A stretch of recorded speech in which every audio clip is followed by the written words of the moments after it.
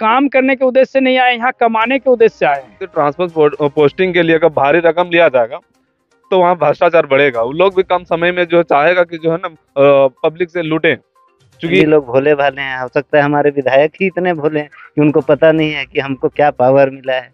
तो 4-5 साल पहले तक हमारे जो नेता थे, जो भी नेता थे, जनप्रतिनिधि थे, वो आपका ब्लॉक में हड़ताल करते थे और अन्य जगहों पे हड़ताल करते थे कि नहीं ये समस्या है, इन पर होना चाहिए। आज नेता नहीं कर रहे हैं। जब नेता नहीं कर रहे हैं तो जनता को स्वयं करना पड़ेगा।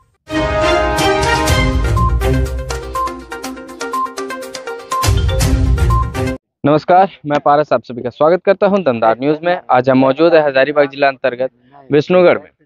तो आज हमारे साथ आप देख सकते हैं जेबीकेएसएस के कार्यकर्ता मौजूद हैं और यहां पर एक काफी जोरदार इन्होंने एक मीटिंग का आयोजन किया, जिसमें काफी युवाओं ने भी शिरकत की और काफी बुद्धिजीवियों ने विष्णुगढ़ प्रखंड की ओर से अगुवाई करते हुए इनको संबोधित किया। तो आज हम इनसे जानेंगे कि क्या थी आज की पूरी जो बैठक की सारणी। क्या नाम हुआ आपका?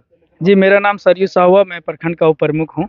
आज का कार्यक्रम जो था, क्या था ये कार्यक्रम? आज का जो कार्यक्रम है, हम लोग प्रखंड में हो रहे व्यापक भ्रष्टाचार, उसके लिए हम लोगों ने बृहद संख्या में बैठक बुलाई और हम लोग एक आंदोलन का तिथि तय की ताकि इस भ्रष्टाचार को हम लोग अपने प्रखंड से मुक्त कर सके।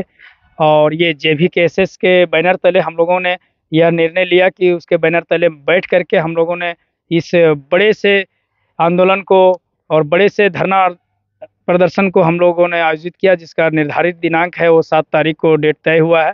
वो हम लोग सभी साथी लोग एकजुट होकर के भ्रष्टाचार को मिटाने के लिए हम लोग प्रखंड में 1 दिवसीय धरना प्रदर्शन करेंगे। 7 नवंबर को ये धरना प्रदर्शन होगी जी। तो क्या लगता है कि धरने का जरूरत क्यों पड़ रहा है? धरने का जरूरत इसलिए पड़ रहा है कि यहाँ पे जितने भी बीडीओ हो या सीईओ हो, वो यहाँ पे सेवा करने के लिए नहीं आए हैं। यहाँ पे वो लोग काम करने के उद्देश्य से नहीं आए, यहाँ कमाने के उद्देश्य से आए हैं और यहाँ के भोली भाली जनता को ये लोग लूटने का प्रयास कर रहे हैं। इसके लिए हम लोगों ने पूरे जनता के सहयोग से इस आंदोलन को हम लोग रूपरेखा देने के लिए आज की बैठक को हम लोगों ने किया। चलिए, बहुत बहुत धन्यवाद। आप भी आ जाइए। क्या नाम है आपका? मैं सुशील कुमार महतो। क्या लगता है कि विष्णुगढ़ प्रखंड में सबसे ज्यादा भ्रष्टाचार कहाँ पर है? बिल्कुल, और ये सरकार को हम लोग संदेश देना चाहते हैं कि आप अपने को संभालिए, आप अपने नौकरशाह को संभालिए, न उसके खिलाफ जनता हथियार उठावेगी।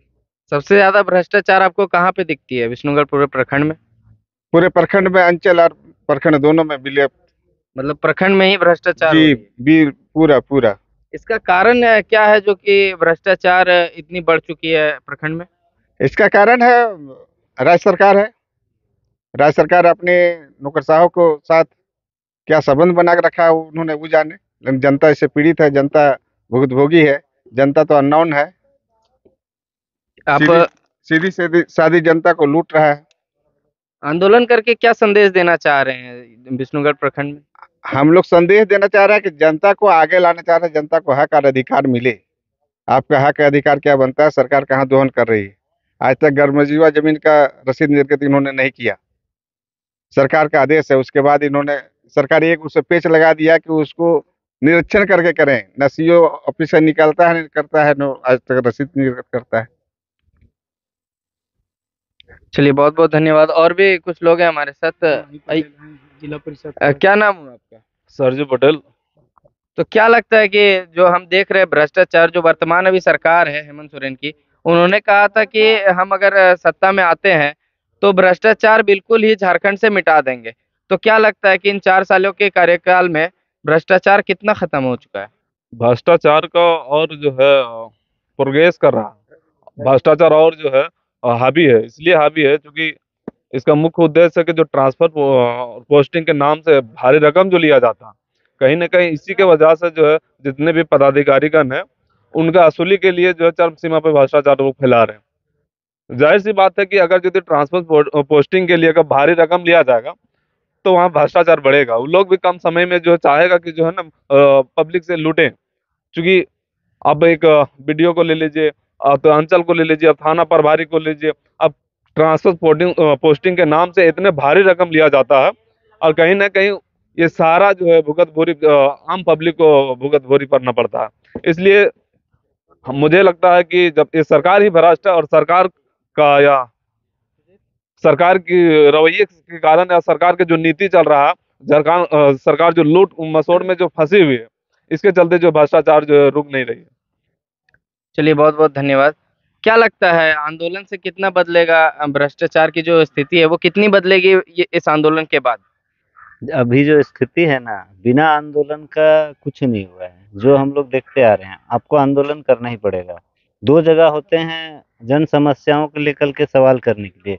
पहला होता है आपका सदन, जहाँ पे हमारे विधायक सांसद को करना चाहिए, लेकिन हमारे विधायक सांसद अपने शक्ति को शायद पहचान नहीं पा रहे हैं कि मेरा क्या शक्ति है। हो सकता है जैसे हमारे जयराम दा बोलते हैं कि झारखंडी लोग भोले भाले हैं, हो सकता है हमारे विधायक ही इतने भोले हैं कि उनको पता नहीं है कि हमको क्या पावर मिला है। तो उन जब वो सवाल नहीं उठाते हैं तब मजबूरी बनता है कि हम जनता को सवाल करना पड़ता है। सरकार तो आप ही लोगों ने बनाई है ना, तो फिर क्यों ऐसा हो रहा है कि सर- आप लोगों को फिर से सरकार रहते पे भी आंदोलन करने की जरूरत पड़ रही है? सरकार एक उम्मीद के साथ बनाया जाता है, जब उस उम्मीद से विफल होता है तब जनता सड़क पे आती है अपनी सवाल रखने के लिए, अपने समस्या को रखने के लिए कि नहीं हमारा ये सवाल है, इस सवाल पर विचार किया जाए। तो अब अंतिम उपाय बचा है आंदोलन। हाँ, आंदोलन ही विकल्प है, क्योंकि आपका हमारे जनप्रतिनिधि जिसको हम सदन में भेजते हैं वो हमारे समस्याओं को रखें, वो अच्छी तरह से शायद नहीं रख पा रहे हैं, या उनका भोलापन हो या क्या है वो तो वही बता सकते हैं। लेकिन हमारी समस्याएं तो जस की तस है। तो अब आगे तो किसी को आना पड़ेगा ना। पहले हम लोग अलग राज्य किए, झारखंड लड़ाई इसलिए लड़े कि हम लोग को अधिकार मिले, हक मिले, और हम लोग जैसे कहा जाता था कि नहीं बाहरी अधिकारी आता है तो हमारे साथ शोषण करता है। हमने इसलिए राज्य बनाया कि हम लोग हमारे साथ शोषण नहीं होगा, शोषण नहीं होगा, इसलिए जो है सो ये किया। अब शोषण राज्य बनने के बाद भी हो रहा है तो भाई आंदोलन तो होगा ही। क्या लगता है जेबीकेएसएस अब आप लोगों के लिए एक माध्यम का कार्य कर रही है कि जेबीकेएसएस जो आप लोग एक पहचान नहीं थी, अब जेबीकेएसएस ने आप लोगों को एक पहचान दी है? देखिए पहले क्या था ना, झारखंड अलग राज्य होने से पहले या आज से 4-5 साल पहले तक हमारे जो नेता थे, जो भी नेता थे, जनप्रतिनिधि थे, वो आपका ब्लॉक में हड़ताल करते थे और अन्य जगहों पे हड़ताल करते थे कि नहीं ये समस्या है, इन पर होना चाहिए। आज नेता नहीं कर रहे हैं, जब नेता नहीं कर रहे हैं तो जनता को स्वयं करना पड़ेगा। तो ये बैठक की तारीख और बैठक के किन किन पहलुओं को कुछ आप रोशनी डालना चाहेंगे कि बैठक कब होगी और किस मुद्दे पर होगी? नहीं, तारीख तो निर्धारित हो गई है, आपका दिवाली के पूर्व ही होंगी। हमारा धरना इनके खिलाफ होगा, भ्रष्टाचार के खिलाफ प्रखंड कार्यालय में, अंचल प्रखंड दोनों में। विशेष रूप से आप लोग किनके खिलाफ आंदोलन कर रहे हैं? प्रखंड और अंचल दोनों। सीओ और वीडियो? सभी भ्रष्ट तो सिर्फ सीओ वीडियो को नहीं बोला जा सकता है, पूरा सिस्टम है, पूरा कार्यालय है, तो पूरे के लेकर के। मतलब सिस्टम के खिलाफ आप लोग आंदोलन करने वाले हैं। हाँ, सिस्टम के खिलाफ। तो क्या नाम हुआ आपका? माही पटेल। तो ये थे माही पटेल, जेबीकेएसएस के काफी सक्रिय कार्यकर्ता हैं और इन्होंने अभी बताया कि 7 नवंबर को एक धरना प्रदर्शन होगी विष्णुगढ़ के प्रखंड कार्यालय में, जहां पर ये सिस्टम के खिलाफ, भ्रष्टाचार के खिलाफ आंदोलन करेंगे, क्योंकि अब इनका कहना है कि अब एक आंदोलन ही आखिरी विकल्प बचा है जिससे हम सरकार के खिलाफ विरोध प्रदर्शन करके अपनी नाराजगी जाहिर कर सकते हैं। कैमरा पर्सन सूरज के साथ मैं पारस राज, दमदार न्यूज़ के लिए। धन्यवाद।